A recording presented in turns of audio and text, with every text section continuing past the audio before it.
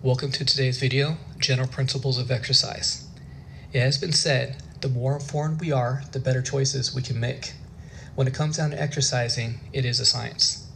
And the more you know, the safer you will be, and the results that you're working for can and will be achieved. So here we go.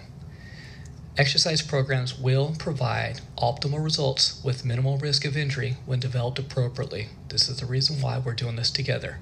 Training variables such as frequency, intensity, time, and mode, the FIT principle, must be considered when designing an exercise program. Frequency refers to the number of exercise sessions per week. Intensity refers to the difficulty of an exercise or exercise session. Time refers to the duration or length of each exercise session, while mode refers to the type of activity being performed. An example below, we have a couple who are jogging.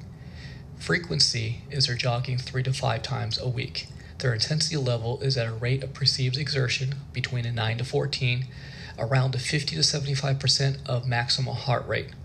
Their intensity level is at a point where they can still have a light conversation and continue to jog. The time that they're putting into their jogs is between 10 to 40 minutes of continuous activity. Now, maybe they have to take a little break. Their heart rate got a little too high, so they walk a little bit and they go right back into jogging. The principle of overload. To achieve desired training improvements or effect, the relevant body system must be overloaded beyond its normal level or preset capacities. When the body is stressed in this manner, it responds then by adapting so that its capacity increases. An example like the previous slide of jogging is, let's say you're jogging twice a week, but you want to see more improvement. A, you can up the frequency. So instead of 2 times a week, now you'll be jogging 3 to 4 times a week. B, you can up the intensity. So you can actually be jogging a little bit quicker. Or C, you can make your workouts longer. So let's say you were jogging for 20 minutes, now you could be jogging from 25 minutes to about 30 minutes. The principle of progression. For continued improvements in fitness, an exercise program should provide gradual increases or progressions in frequency, intensity, duration, and/or mode of exercise. The principle of progression should be applied after a few weeks of your body adapting and improving to your current workout routine. This is one of the reasons why, after about 3 weeks, we're going to measure a post-test of how much we've improved. And in the following 3-week workout, we can actually add progression to our frequency, intensity, duration, and our mode of exercise. Another example is after performing, let's say, chair push-ups for a few weeks, and your repetitions have increased from 8 reps to now 17 reps, you now may want to progress to knee push-ups, as shown in the example down below. The next principle is the principle of specificity, said. Specific adaptation to imposed demands. The body will adapt to the type of physiological stress placed on it.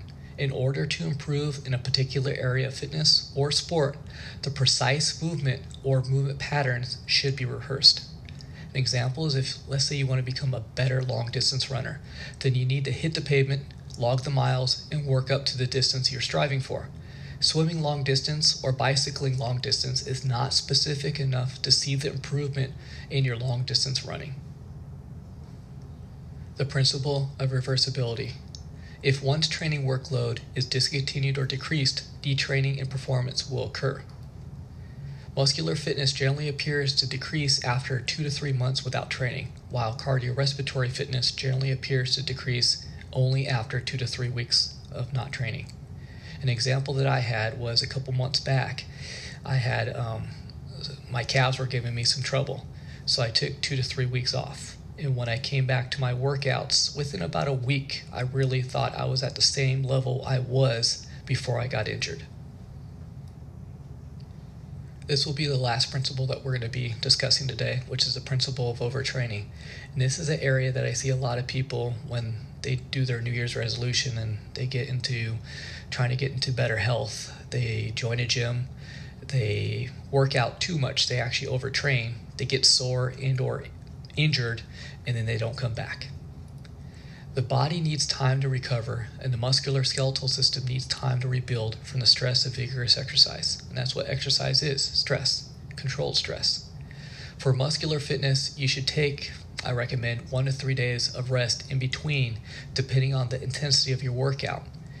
So if you worked out hard on Monday and you are planning to work out on Wednesday and you're just feeling still extremely sore, you may want to take 1 extra day off before you get back to your muscular fitness workout.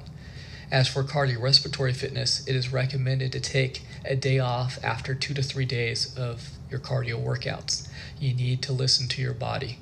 The recovery period is so important. It's just as important as your workouts. This concludes the presentation on the general principles of exercise. Thank you for joining me.